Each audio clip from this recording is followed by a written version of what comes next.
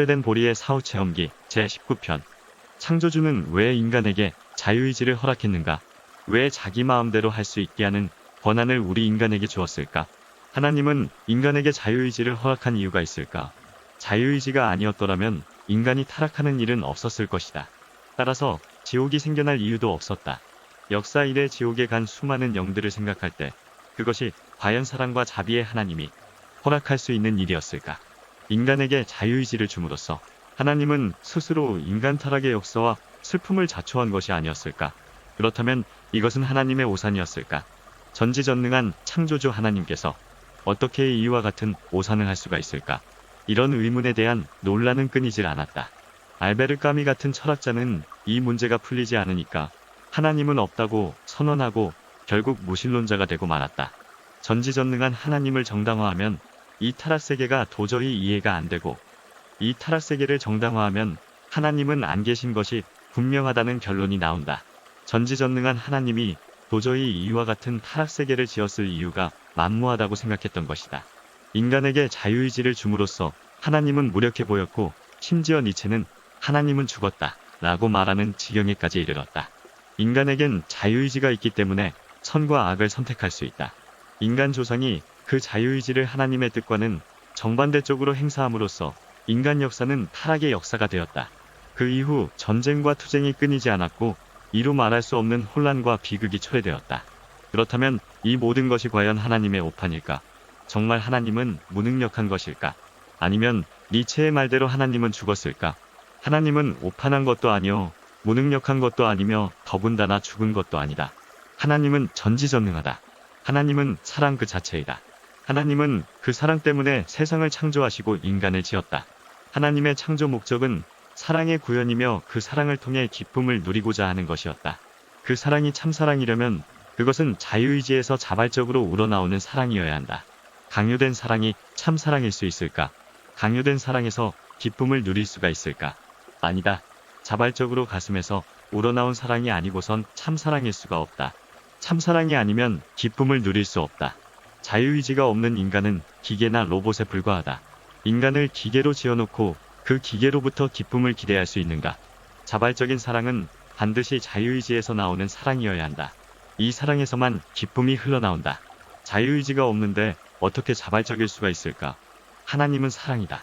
그래서 사랑할 수 있는 인간을 지으시고 그 인간에게 무한한 사랑을 주고 인간으로부터 무한한 사랑을 받아 기쁨을 얻고자 했던 것이 하나님의 창조의 목적이었다. 하나님은 인간을 자기 형상대로 지으시기를 원했다. 그러자면 하나님이 자유하심과 같이 인간에게도 자유의지를 허락해야 했다.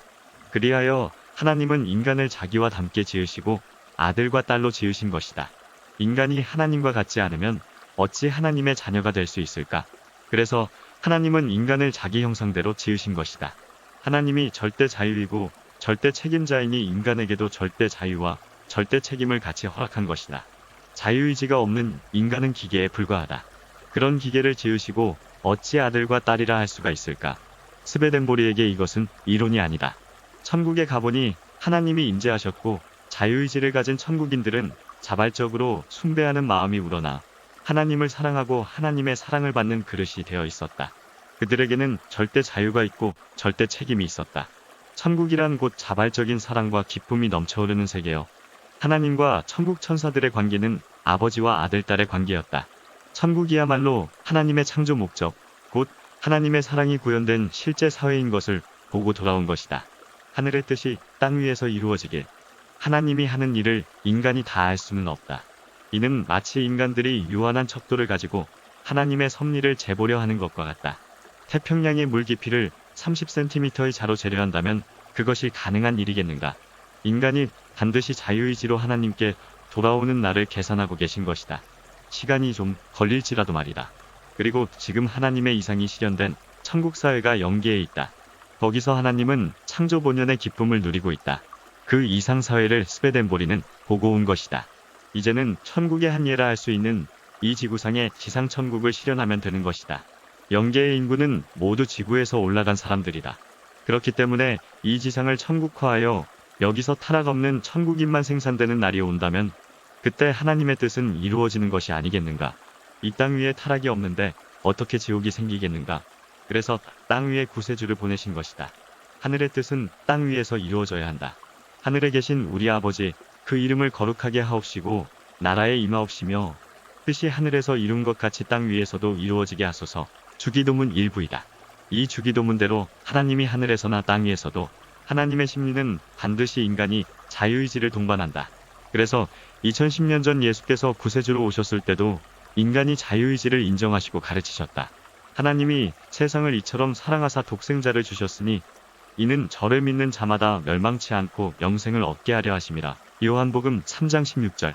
구세주는 저를 믿는 자마다라고 함으로써 믿을 수도 있고 안 믿을 수도 있는 인간의 자유의지를 분명히 허락했다. 그리고 자유의지로 구세주를 믿는 자마다 천국에 데려가리라고 말한 것이요. 믿지 않으면 천국의 반대인 지옥으로 떨어질 것을 암시한 것이다. 절대 책임은 인간에게 주고 말이다. 구세주는 인류를 무조건 자비만으로 천국에 데려가겠다고 말하지 않았다. 믿는 자에게만 천국으로 가는 구원이 있음을 명백히 했다. 여기서 천국에 가고 지옥에 가는 것은 인간 자신의 선택임을 분명히 한 것이다. 뜻과 목숨과 마음을 다하여 주 하나님과 주님이 아무리 사랑과 자비의 하나님이요 자비의 주님이라 할지라도 그 사랑을 선택하지 않는 자를 천국에 보낼 수는 없다. 그것은 곧 하나님께서 자신의 법도를 짓밟으시는 것이 되기 때문이다. 하나님과 주님이 무자비하고 가혹해서 사람을 지옥에 떨어뜨리는 것이 아니다. 천국에 들어갈 자격을 갖추지 못했기 때문에 할 수 없이 그들 스스로 지옥으로 가는 것이다. 설사 하나님이 자비로 지오경을 천국으로 데려간다 하더라도 지오경은 그 천국을 감당하지 못한다. 천국의 사랑의 공기 속에서 지오경은 곧 숨이 막혀 질식하고 만다. 마치 물고기를 땅 위로 올려놓는 것과 같다. 천국은 오라에서 오고 가라에서 갈 수 있는 곳이 아니다. 스베덴보리는 이 자유의지야말로 창조주가 인간에게 준 최고의 축복이라 했다.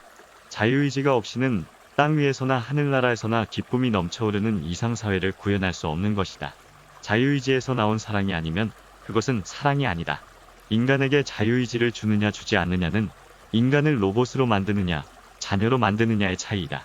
인간을 로봇으로 지으실 바에는 하나님은 창조의 역사를 이루지 않았을 것이다. 이것으로 하나님의 창조의 근본 원리가 밝혀졌다. 이 근본 원리를 알면 역사의 모든 의문점이 풀린다. 그리고 인간이 하나님의 뜻을 행하기 위해 땅 위에서 어떻게 살아야 하는가가 자명해진다. 우리의 자유의지가 천국행이 될 것이냐 지옥행이 될 것이냐를 결정한다. 스베덴보리는 이렇게 말했다. 나는 하나님의 창조의 근본 원리를 연기에서 체험으로 배웠다. 사람이 죽으면 모든 것이 자명해지지만 현명한 자는 죽기 전에 이 원리를 알고 자유의지를 지상생애에서 옳게 행사하는 것이다. 자기 안에 천국을 지어라. 흙탕물이 가득한 곳에서도 연꽃은 피어 올라온다.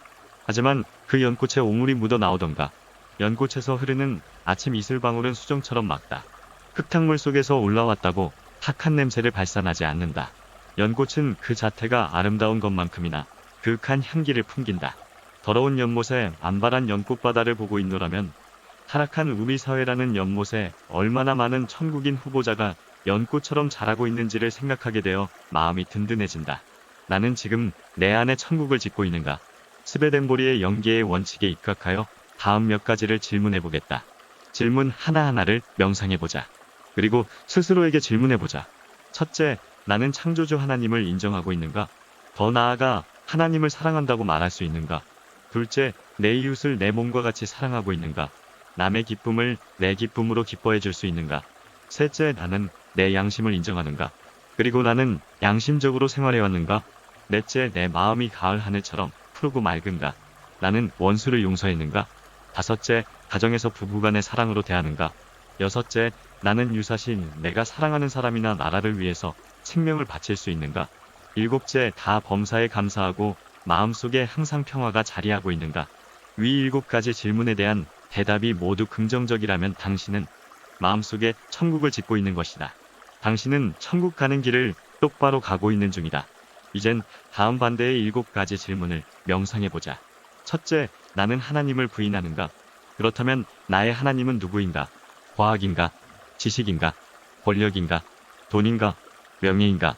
둘째, 내 행동의 모든 동기는 자기 사랑 곧 나를 위하는 데서 나오는가? 남이 잘 되는 것을 시기하는가?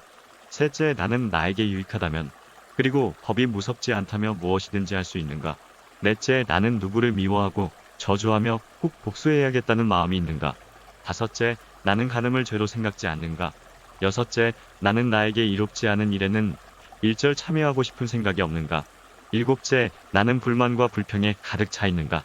내 잘못은 모두 다른 사람 때문이라고 생각하는가? 위 일곱 가지 질문에 당신의 대답이 긍정적이라면 당신은 마음속에 지옥을 짓고 있다. 알면 바꿀 수 있다. 그 방법이 회개여 거듭남이다.